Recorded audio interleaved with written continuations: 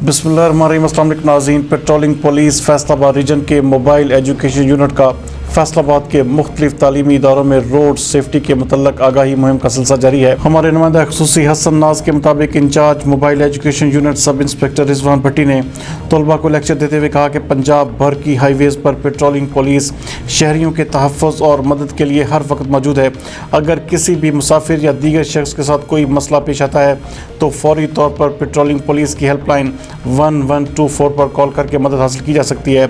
इस दौरान तलबा को रोड सेफ्टी के मुतल्लिक लेक्चर देते हुए कहा गया कि मोटरसाइकिल चलाते हुए हेलमेट और कार चलाते हुए सीट बेल्ट का इस्तेमाल लाजमी करें। दौरान ड्राइविंग मोबाइल फ़ोन का इस्तेमाल हादसात का बायस बनता है। हमेशा गाड़ियों के दाएं तरफ से ओवरटेक करें। गाड़ियों के दरमियान मुनासिब फासला, लेन और लाइन डिसिप्लिन और ट्रैफिक सिग्नल्स का एहतराम करें। हमेशा एम्बुलेंसेस को रास्ता दें। तलबा में रोड सेफ्टी व ट्रैफिक रूल्स के मुतल्लिक आगाही पम्फलेट्स भी तकसीम किए गए और तलबा को मज़ीद मंशियात के खिलाफ आगाही भी दी गई।